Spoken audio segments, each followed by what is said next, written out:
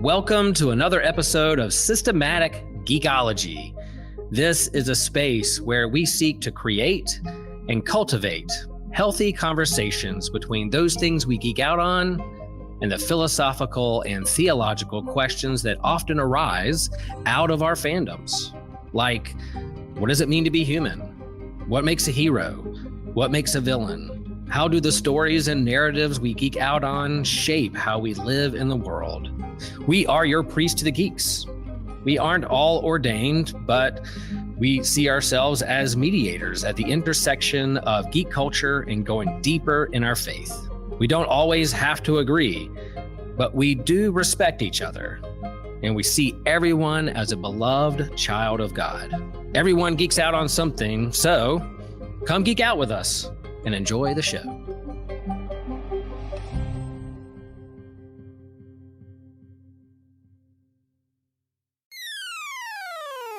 You're listening to an Anazal Ministries podcast.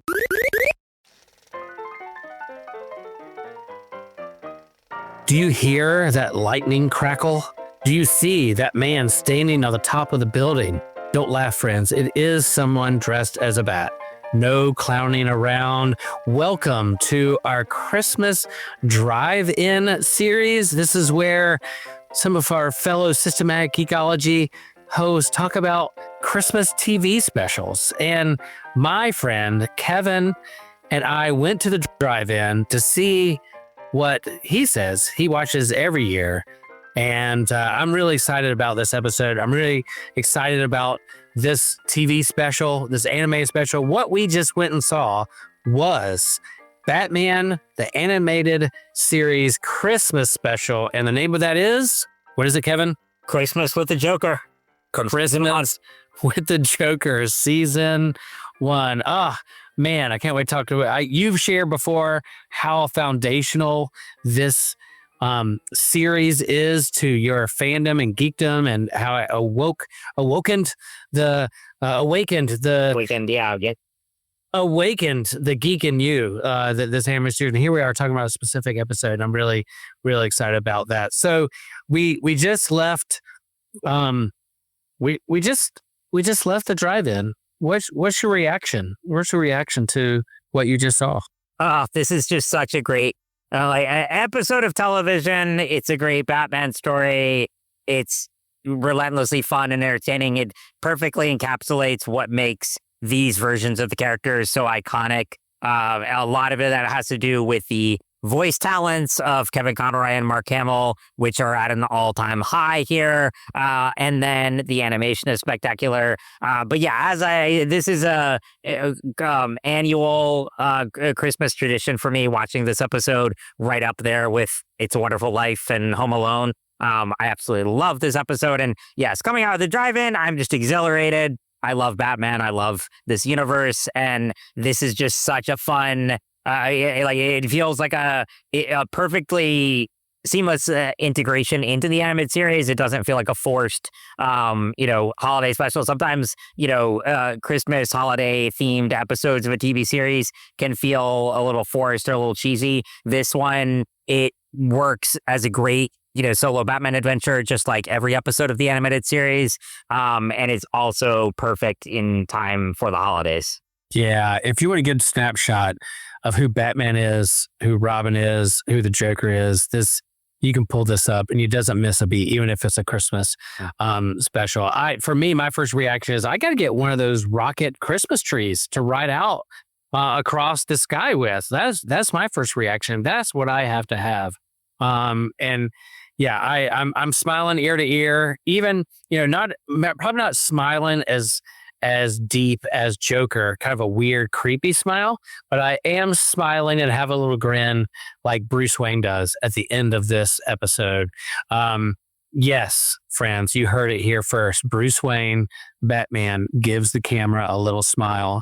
And why wouldn't you when you discover the true meaning of Christmas?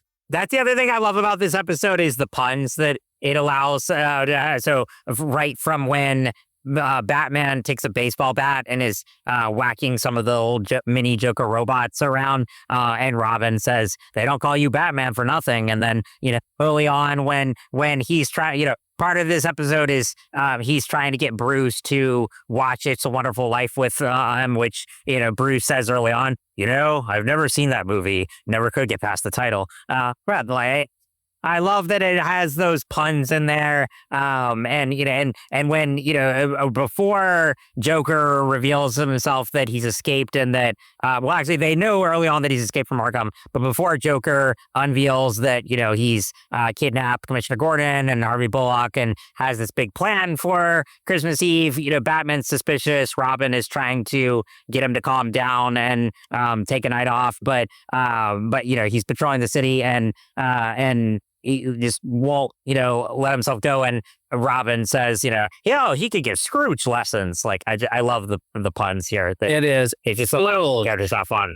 It is filled with Christmas puns and Christmas references, all within like 28 minutes. Kevin, I want you to kind of run down the plot here, but I do love it that they start it in Arkham Asylum, and they're starting with Jingle Bell, Jingle Bells, Batman Smells, Robin Laid an Egg. Like, I sang that as a kid in the 70s, and they're like, we're going to just use it right here, prime for their Christmas special. I love it that it started that way, and I laughed out loud when they started it. So, and if you could do it in like under 1 minute, what is going on in this plot for this episode? So, as you said earlier, Joker escapes from Arkham Asylum on a rocket ship Christmas tree, basically, which is an awesome image there. Bruce and Dick both learn about Joker's escape, and Bruce is immediately suspicious that Joker's going to do something. Robin tries to tell him that, okay, yeah, it's the Joker, but even he wouldn't, do something on Christmas Eve. But Bruce isn't giving up. So before he allows Dick to show him It's a Wonderful Life, Batman and Robin go on patrol. They don't see anything. They come back to watch the movie, but then Joker is there on screen. He's taken over broadcasting. He's kidnapped Commissioner Gordon, Harvey Bullock, and staged this big event to terrorize all of Gotham. And he's also taken over an abandoned toy store, which that becomes one of the clues of Batman tracking him down. An adventure ensues, and of course, eventually, Batman and Robin find him. They take him back to Arkham, and after his shenanigans, and then at the very end of the episode, they do settle down to watch It's a Wonderful Life, and Bruce winks at the camera and says, it has its moments. Very good, very good. Yeah, I love it that this is still a detective story. It's still Batman trying to solve a mystery or a crime, or try to find this guy, and there's clues, and Robin's asking a lot of questions. He's asking what's going on and learning as he goes. And this is Dick Grayson, right? Is this Tim Drake? Dick, yep. Yeah. Okay. I was gonna make sure. So Tim Drake doesn't come in until the new Batman Adventures, which is like technically season 3 of the anime, but it's really the animated series was Dick, and then in the new adventures, that's when they brought in Tim, and Dick became Nightwing by that. That's right. Yeah, but Dick was like Robin throughout. I love Robin. I love Dick Grayson. And in fact, to see Robin popped up in this one, I was like, man, I forgot. I hadn't seen this in a long time. This isn't something I watch every year. My history with is I definitely watched these series as they were coming out in the 90s, and every now and then go back and we'll watch one. But this particular episode, which is episode 38 of season 1, yeah, that's how many episodes they rolled out. But I was glad to be reminded of this and watch it again, and it really was a joy and a great Christmas special that I have to pull up as one of the regulars when it comes to Christmas specials. Yeah. So, and I also like Joker can get really dark, and that happens in the comics a lot. It definitely happened in the movies, and yeah, a scary clown is scary, or he's not fun to be around. You need to be scared if Joker's in the room. But this one is with Mark Hamill voicing and with his character, and still using toys. It's Christmas. He's playing around with toys. He's using toys as weapons, but it's not like overly violent. I do think like a 8, 19-year-old could watch this cartoon and get the gist of Batman as a hero, Robin as a hero, Joker as a villain. I mean, you had a kidnapping, which is, like not fun for Christmas, but that's why the urgency is there. And I love the trope of them even saving them from like falling to a pit of lava, and he even saves Joker from falling in a pit of lava. So those references there are pretty cool and fun. Yeah, tonally, this one is different from, let's say, Batman Beyond: Return of the Joker, which great movie, but it did traumatize me as a child. And it's that's when you understood just how twisted this guy is and psychotic, and that can be hardly called a kids movie. And there are much darker episodes of the animated series that really explore the psychology of the Joker. And like you said, he still does twisted stuff here, but this kind of feels a little more in line with the Cesar Romero, Adam West kind of stuff, where it's still a fairly lighthearted. There are stakes here, obviously, but that this is going to be a one-off where they're gonna catch up with him at the end. He's gonna go back to Arkham.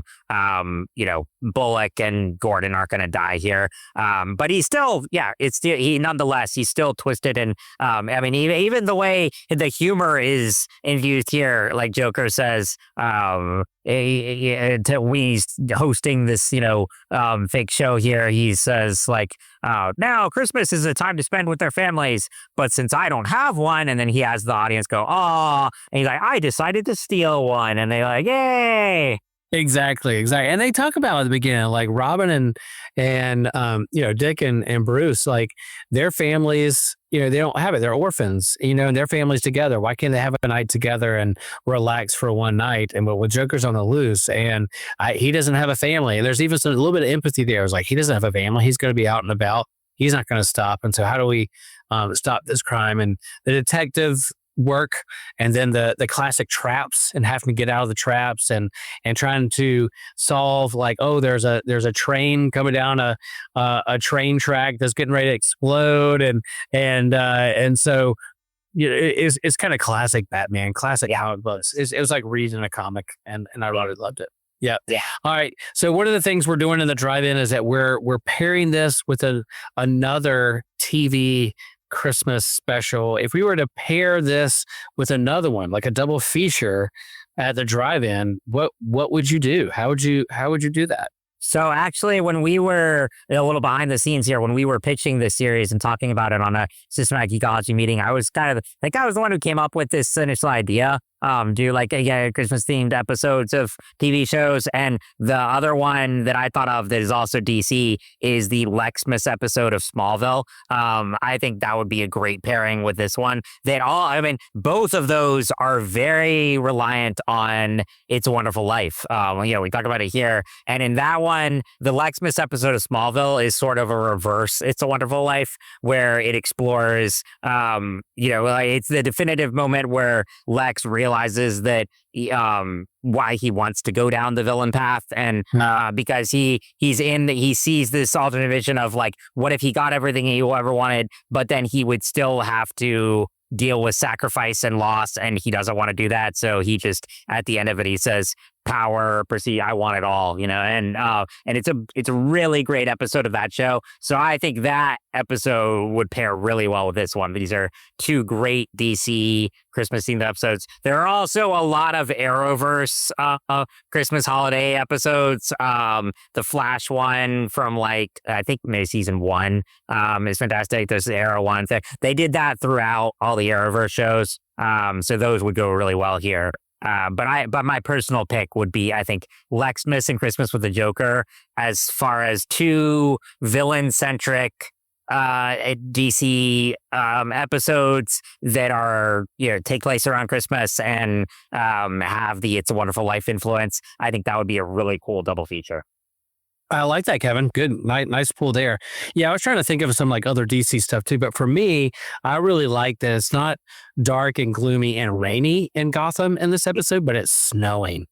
So anything that has snow, and I started thinking about an animated feature, and I really love, and it made a big difference to me and an impact on me as a kid, watching the kind of 70s animated version of The Lion, the Witch, and the Wardrobe. It's a really cool animated special. And so I would pair this with that because it's snow, it's cold, it's always winter, never Christmas.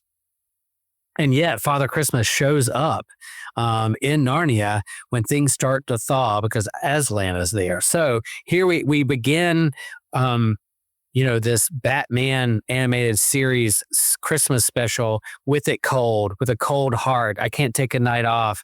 I still got to work. I got to make sure the city's safe. I can't take a day off for Christmas. And Robin is kind of like, come on, man, lighten up a little bit. But by the time you get to the end, his heart thaws a little bit. Bruce Wayne's heart thaws and he smiles at the camera like, maybe I will watch It's a Wonderful Life. So that's where I'm going to pair it. I'm going to pair animated Lion, the Witch, and the Wardrobe with this one. And I think it could work really good. Great pick. I grew up on the BBC Chronicles of Narnia. That were like even before the big, the Disney Walter Media movies that are really good. But I really love the BBC one. That was in our church library and we grew up on that in the books. And it's fantastic. I love that. Narnia is perfect around Christmas time.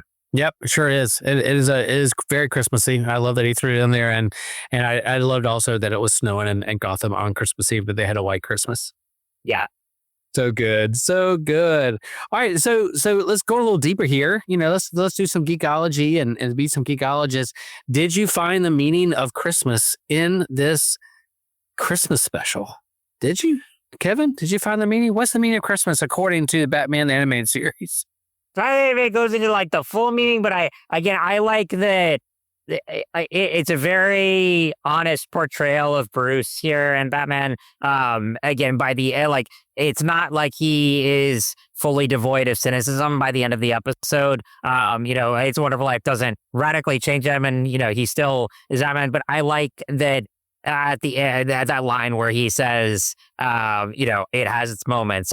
That's a very Batman thing to say where, he's not going to be the overly optimistic, I believe in magic and optimism and I see the best in people. Like, that's not who Bruce is, and who Batman is. But I like that, it's an acknowledgement for him that, okay, he does have people in his life who he cares for, and he does have a reason to keep fighting injustice and while he's I think it's also the reason why he doesn't just let Joker fall into the acid pit at the end, because he still saves him, because that's also who Batman is. And it's one thing that is even other superheroes, other antis criticize him for, and they why didn't you just kill Joker at least finally? I mean, it's the big focal point of the Under the Red Hood storyline. That's why Jason resents him for not just, letting and always having to have this moral high ground, but that's fundamentally who he is. And so that I think all culminates here. So to answer your question, I don't know if it fully gets at the fundamental meaning of Christmas, but I like how it touches on those themes and he views it through Batman's lens. And I like that it doesn't have this big radical transformation for him, but it acknowledges that, okay, he's not entirely 100% cynical. He still has, a moral code, and he still has people in his life who he loves. Nice. Yeah, you're not going to get like a Charlie Brown Christmas special where they're reading from the Gospel of Luke, the Christmas story at the end of this. And it's not necessarily the Grinch where he's just like a super big Grinch, and then at the end he has a big transformation. It's a soft transformation there. But when I think about this, I think about how rich Bruce Wayne is, and he has all the toys, all the gadgets. He has all the money in the world that can make him happy, but he still has a void because he has this childhood trauma. And so he wants the city to be safe, and he doesn't want that to happen to others, other kids, other people, other people who live in his neighborhood and community. And so sometimes you think, the commercialism around Christmas and if I just get all the presents, I get all the things, that will make me happy and that'll make Christmas special. But maybe perhaps it's not just all the stuff or the coolest Batmobile you could ever have or a toy factory with all the gadgets. But maybe it is like sitting down with one of your favorite movies, learning about the meaning of life with a friend, with family. Or found family. So for me, I do think they lean into the magic of Christmas when it comes to who's your family, your found family, your friends, and maybe looking at life and world through a different lens, and not just your own, cowl all the time. You can take off the mask and you can sit down by a fire and watch a war movie. So I liked it by the end. That's what it was. So yeah, I think it found some meaningful nuggets there of what Christmas is all about. Absolutely. I mean, and again, that's I think what I love about this show in particular is they pack so much into 21, 22-minute episodes, and they did that consistently throughout the show. And here it's very much that. Like you get, like you said, if you had never really seen this show before, you can hop on this episode and get the basic dynamics of who these characters are, and you get a full adventure, you get character dynamics, you get themes and story. It all really ties together, and that's hard to do. And the writers and the animators and directors always had a knack for just really top-notch storytelling here. Yep, you can tell. I mean, they do great stories, great animation. As comic books, as heroes, they really get these characters, and that's why this is one of the most revered animated series of all time. And yeah, so we highly recommend going to see this. If you have HBO Max, you could then go look at season 1, episode 38. Pull it up. You will not disappoint. I highly recommend go watch this. It will not take a long time. It's a short episode, and it packs a lot into it. So go for it. Go and do it. All right. So let's wrap this up. If we were in charge of showing this at the drive-in and they were like, Kevin, Will, design a custom Christmas treat for this showing of the Christmas special, the animated Batman the Animated Series, what would you choose to create? What Christmas treat would you create? So I'll use one that my mom always makes at Christmas time. It's these like cookies that you put a Reese's cup in them. So like I don't even know what you call them, but it's like a cookie on the outside and then a little mini Reese's cup right in the center. And I look forward to those every year. And these days I have to watch my blood sugar, so I can't hail as many as I. Yes, you and I are in that boat. But when I was a kid, I would devour those as many as I could. And I think it's perfect for this because it's a nice, warm Christmas treat and just, perfect for the cozy atmosphere here. I like it. I think since it's Christmas with the Joker, I'm going to bust out some Laffy Taffies. I think that's what I'm going to do. Yep, I'm going to do some Laffy Taffies. And since there was a big kind of lava pit that looked like strawberry jam or something in the animated series, I'm gonna create like a little side cup of like a dipping sauce, like a sweet raspberry strawberry dipping sauce for Laffy Taffy. That's what I'm going for since it's the Joker. That's what I'll do. You like that? I think it'll work. Like, come to the showing and get some Laffy Taffy, and then these cookies that are gonna bring a little smile to your face, and know that it's a wonderful life when you eat these treats while watching this cartoon. It's a fun-filled episode, so we gotta have some puns here. We gotta. That's what we did. Thanks, y'all. Like, review, smash that like button, share with a friend. We hope you have a great Christmas. You can go over to our lists on Podchaser or wherever you find podcasts. You can find Fourth Wall. The link is in the show notes there. You can click on it and you can find the list of all of our drive-in series from all the seasons, whether it's Halloween or Christmas. We like to do these drive-ins. Just go see a movie and geek out. Or a TV special with our fellow geekologists and have fun. So go find all those, and we hope that you do have a meaningful Advent and a very, very Merry Christmas. Kevin, sign us off here. What do you want to share with your fans out there when it comes to Christmas and the holiday season? What do you want them to remember? I mean, hey, have a Batman-filled Christmas. I mean, Jesus too, but also, I mean, yeah, no, I decided, but no, definitely, hey, enjoy the things you. I think it is a good time to just kind of like settle down, like, kind of decompress from the craziness of the year. This is why I watch this episode every year, because it just brings me back to childhood, and it's one of my absolute favorites. So enjoy those things you love, share them with others, and yes, have a wonderful Christmas. That's good advice there. I love it. I'm going to take that to heart, and I'm going to turn to the camera and give a little smile and say, yep, maybe life. There is something to this life, and perhaps it can be wonderful. Peace out, y'all.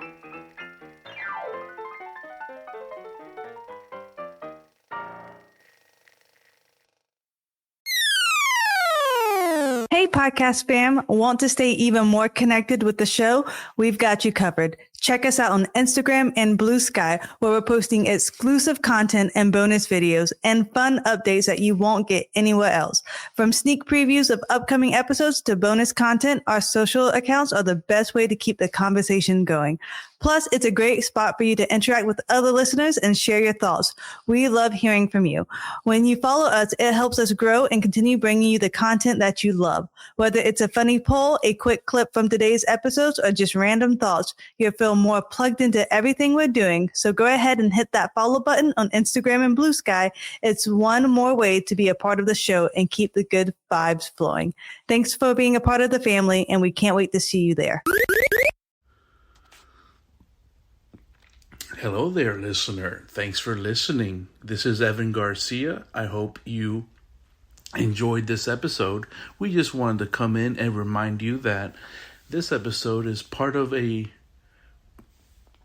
bigger network of podcasts called the Anazao Podcast Network. We have great shows like the Whole Church Podcast, Kung Fu Pizza Party, and the Homily with Pastor Chill Will. Chill Will, the podcast has sermons from our host, Pastor Will. Great sermons every time. The Kung Fu Pizza Party is Brandon Knight showing his expertise and his passion for everything Kung Fu films. And he dispenses a bunch of wisdom. Great show. And the Whole Church Podcast, where Josh and TJ interview people from different denominations and church traditions to pursue greater church unity. It's a great podcast to see what other denominations are included. And we just want to say thank you so much for listening. See you next time.